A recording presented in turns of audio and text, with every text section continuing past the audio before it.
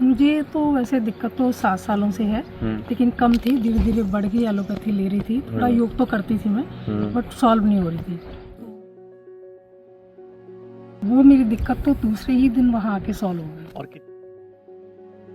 आचार्य जी, सबसे पहले तो आपको बहुत बहुत शुभकामनाएं। धन्यवाद। तो ये हिम्स पंचकुला की ये पहाड़ चारों तरफ मैं एक बार आपको दिखा देना चाहता हूँ। ये पहाड़ों के बीच में आने का क्या कारण था? ऋषिकेश वाली फीलिंग लेके आना चाहते थे क्या? ये बस कोई हमारे लिए ही दुनिया बना रही है, हम लोगों को ठीक करें। और आज हमारे बीच में ये मैडम है सोनम बाजवा, जो आपने पंजाबी हीरोइन है, उन्हें कौन नहीं जानता काम के। तो आज हमारे को उनकी मम्मी की सेवा करने का मौका मिल रहा है। तो आपको बताऊंगा मैं इनकी मम्मी को क्या तकलीफ थी, मैं चाहूंगा इनसे पूछें इनको क्या दिक्कत थी। मैम, सबसे पहले तो आप हमारे प्रांगण में पधारे, आपको का बहुत बहुत धन्यवाद। क्या दिक्कत थी मैम आपको? मुझे तो वैसे दिक्कत तो 7 सालों से है, लेकिन कम थी, धीरे धीरे बढ़ गई। एलोपैथी ले रही थी, थोड़ा योग तो करती थी मैं, बट सॉल्व नहीं हो रही थी। तो मैंने मनीष जी के प्रोग्राम काफ़ी देखे। तो बेटी से बात हुई तो बोली मम्मी चलो मैं फ्री होती हूँ तो बात करती हूँ। तो इसी बीच से थोड़ी मुलाकात हो गई उनसे। तो मैं उनसे मुलाकात हुई तो उन्होंने कहा कि भेज दो मम्मी को यहाँ। फिर मैंने प्रोग्राम बनाया। तो आज मुझे 8 दिन हो गए हैं। तो मुझे जो दिक्कत थी, एक तो नसों में बहुत प्रॉब्लम थी, रात को सोते समय नसें पेन करने लगती थी और उठ के मसाज करना, फिर वो ठीक होती थी। तो ये दिक्कत बहुत बढ़ रही थी। वो मेरी दिक्कत तो दूसरे ही दिन वहाँ आके सॉल्व हो गई। और कितने साल से दिक्कत थी वो कम से कम 7 साल उसको भी 7 साल से 2 दिन दिक्कत थी। हाँ। जो नसों में रात को आपको खिंचाव पड़ता था, हाँ। जलन होती थी, हाँ, दर्द भी होती थी। और 7 साल से गोलियां दवाइयां खा रहे थे वो। हाँ। और यहाँ 2 दिन के अंदर ही वो प्रॉब्लम सॉल्व हुई है। मतलब जैसी थेरेपी पहली वाली थेरेपी हुई तो नेक्स्ट डे दूसरी हुई, शाम तक फर्क पड़ गया।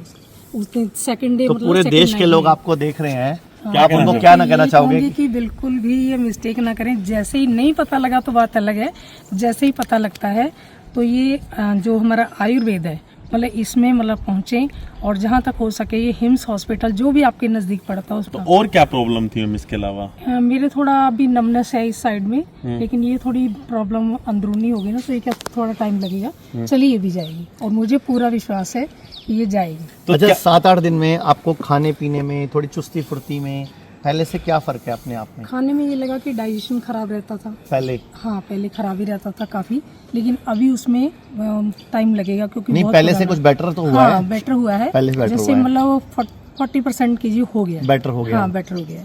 बाकी जो है मुझे पता है कि टाइम लगेगा थोड़ा सा, क्योंकि ना पुराना हो गया। तो मैम जो एडमिट है ना, हमारे हिम्स डेरा बस्ती में एडमिट है। जैसे मैडम भी रोज सुबह डेरा बस्ती में नंगे पांव घास पे घूमती होंगी। इनकी बेडशीट पे 0 वोल्ट बेडशीट बिछी होगी। इनको डाइट जो मिलती होगी, शाम को 7 बजे तक खाना मिलता होगा। तो सब ना बेसिकली हमारी बॉडी का जो सर्केडियन रिदम है ना, जो हमारी बॉडी की क्लॉक है अंदर, उसको ठीक करना इम्पोर्टेंट है। वैसे आप अपने हिसाब से कुछ आपको लगता है, कुछ और बताना चाहोगे जो पिछले 7 दिन में, 8 दिन में आपने कोई चेंज फील किया हो अपने अंदर, व्यवहार में, अपने हाँ, रूटीन मतलब में? वो थोड़ा क्या सा चेंज फील किया आपने? चेंज ये आता है कि जैसे मतलब थेरेपी कह लो या एनवायरनमेंट कह लो या डाइट का भी, सभी चीज़ों को कैलकुलेशन करके देखो तो ये लगता है कि जैसे नींद की भी प्रॉब्लम थी मुझे, लेकिन अब नींद भी आने लगी। मतलब प्रॉपर नींद, पहले कभी कभी टैबलेट लेती थी, कोशिश करती थी तो लेट नींद आती थी, बहुत कभी नहीं भी आती थी बहुत देर तक। अब नींद भी प्रॉपर है। मतलब 7 दिन से कोई दवाई नहीं हाँ ली? ना, 7 दिन से नींद की दवाई। अगर पेशेंट कहना मानता है, परहेज करता है, तो कोई भी बीमारी को हराना मुश्किल नहीं है। जैसे अब इनको 7 साल से प्रॉब्लम थी, पैरों में दर्द, नमनेस, जलन, और चलने में भी रात को दिक्कत होगी क्योंकि पैरों में जब दर्द होता है तो बंदे को दिक्कत होती है, और कई बार फिर उस वजह से रात को नींद भी नहीं आती। अब इनको सिर्फ 2 ही दिन में अगर वो प्रॉब्लम सॉल्व हुई है, तो सोचो आयुर्वेद कितना पावरफुल है। एक चीज़ और बताना चाहूँगी, यही 7-8 साल ही हो गए मुझे एंटासिड लेते हुए मॉर्निंग में। उसके बिना मैं मतलब आधा कप भी चाय या ज़्यादा पीती नहीं हूँ, पर नहीं ले पाती थी। और अगर दिन छूट गया तो दिन में खाना पचता ही नहीं था।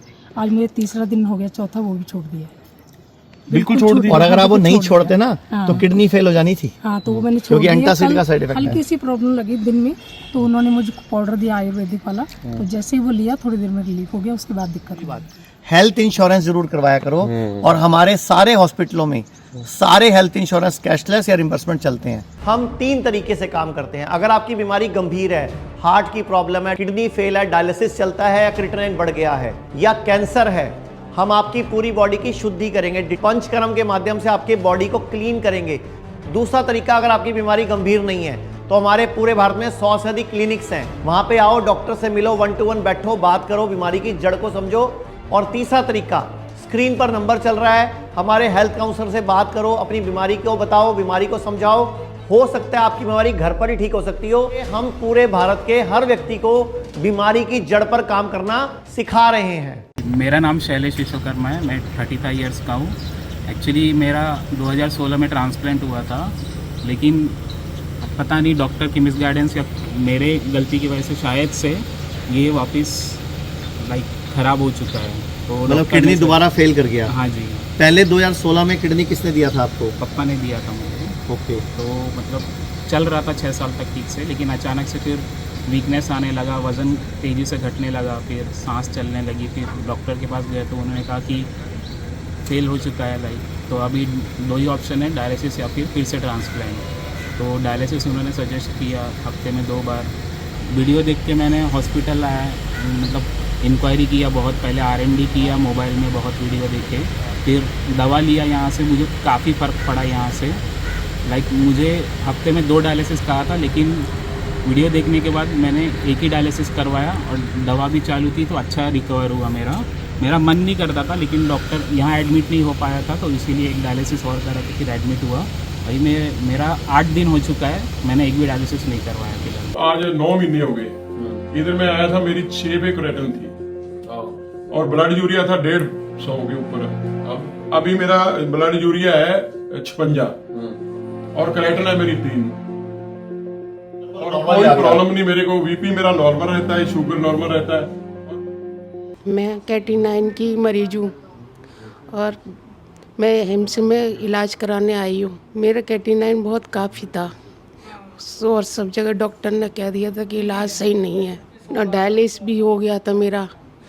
तो हिम्स में आई हूँ मैं। अब कोई डायलिसिस नहीं है, कोई वैसा कोई इलाज नहीं है, अब काफ़ी फ़ायदा है। आयुर्वेदिक का बहुत अच्छा इलाज है यहाँ पर और स्टाफ भी बहुत अच्छा है, खाना पीना भी बहुत अच्छा है और सब लोग बहुत अच्छे हैं यहाँ के। सबको आना चाहिए यहाँ पर। पूरे भारत में हमारे 50 से अधिक हॉस्पिटल और 70 से अधिक क्लिनिक व डे केयर सेंटर्स हैं, जिनमें से 6 मुख्य हॉस्पिटल दिल्ली NCR, मेरठ, लखनऊ, नवी मुंबई, चंडीगढ़ में डेरा बस्सी, पंचकुला, कुरुक्षेत्र में स्थित हैं। इनके अलावा राजस्थान में जयपुर, कोटा, जोधपुर, उदयपुर, झुंझुनू, बीकानेर, अजमेर, अलवर, सीकर, झोटवाड़ा, सांगानेर। उत्तर प्रदेश में न्यू नोएडा, कानपुर, आगरा, प्रयागराज, वाराणसी, जागृति विहार, मेरठ।